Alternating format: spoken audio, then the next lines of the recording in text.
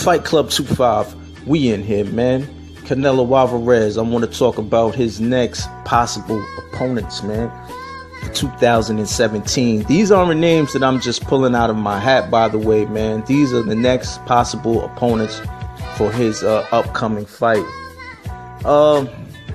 These names are names that have been mentioned on boxing websites. Golden Boy put out a few feelers and things of that nature, man. And I'm just giving you the rundown and letting you know how Fight Club 25 feels about him, man. What I feel makes the most sense to what makes the least sense, man. And I feel that right off the rip, what makes the most sense is Billy Joe Saunders, man, going up to 160.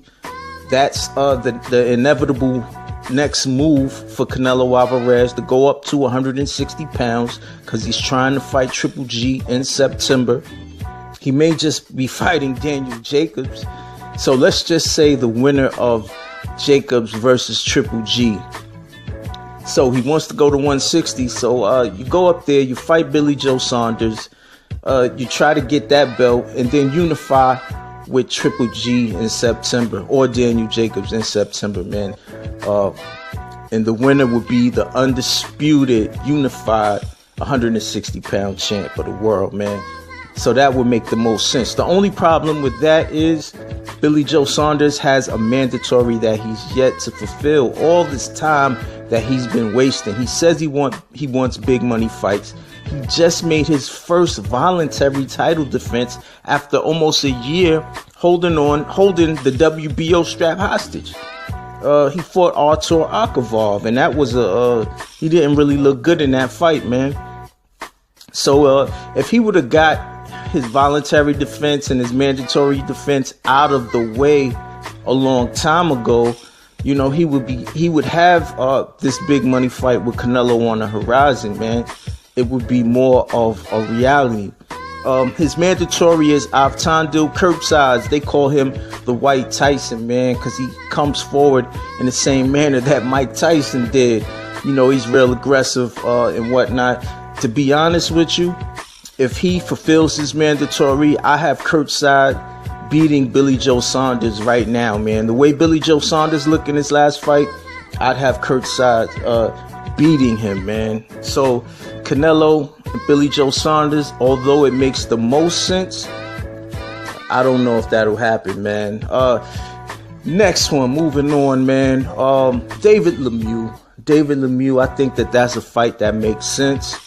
David Lemieux, he just had 2 consecutive wins, man, after losing to Triple G. You know, let me talk about David Lemieux for a minute, man. After he beat Hassan N'Dam, David Lemieux was looking like a monster, man, because of, you know, the fashion in which he beat Hassan N'Dam. Everybody was sold on David Lemieux. David Lemieux is this warrior. He goes in there, he throws caution to the wind. He's a warrior. And, you know, everybody was riding high off of that, man. And so much so that he got a fight with Triple G. And not only did he get a fight with Golovkin, but they put it on pay-per-view, man. And it did abysmal numbers, man. Abysmal. And Triple G took David Lemieux out. It was kind of brutal, man. He bloodied him up real bad. But, you know, he's fought Glenn Tapia, Christian Rios in his last 2 fights, man. You know, some tune-ups. And I think he's ready to get back in the ring, man, with somebody, with a real one, you know. So Canelo Alvarez, his next move is 160. You fight somebody that Triple G has fought.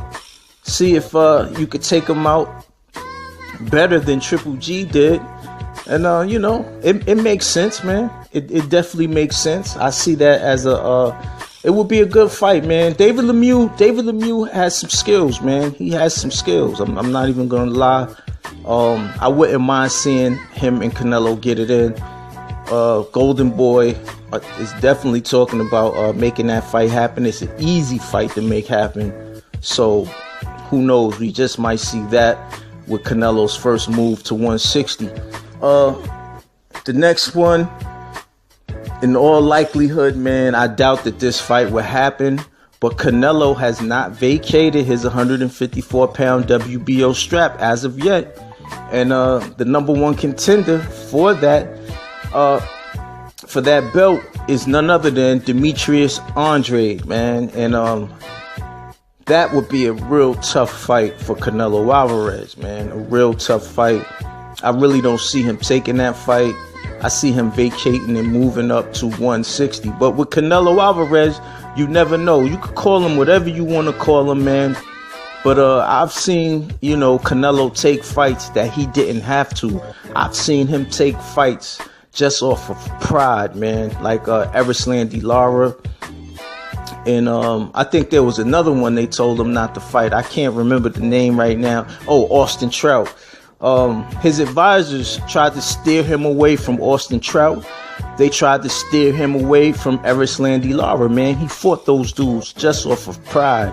I know the Canelo Alvarez detractors will bring up the Triple G situation and him vacating his belt and moving down and seemingly avoiding Triple G, man. But I believe that he's gonna fight him, man. He's gonna fight him on his own terms, man.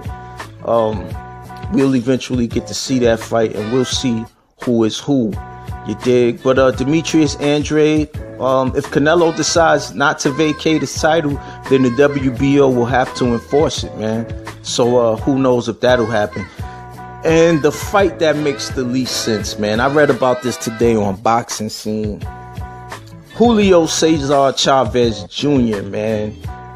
I don't understand why this fight would be made.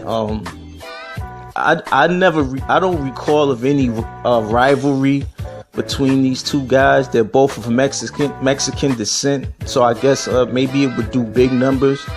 Julio Cesar Chavez Jr. in his heyday, he looked good, man. He gave Sergio Martinez a run for the money, man, but he hasn't looked the same. He misses weight.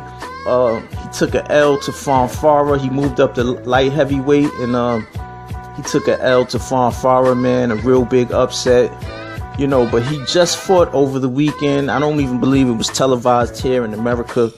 I think his name was David Brisk, this dude that he fought, man, and he won a unanimous decision, man. The fight went all the way, the full 10 rounds. It was a 10-round fight, and Julio Cesar Chavez Jr. won, man. But they're talking about him and Canelo fighting at a catch weight of 164 pounds. And this fight makes no sense to me. Maybe it'll do big numbers with the Mexican fan base, but I don't think this fight makes any sense for Canelo Alvarez.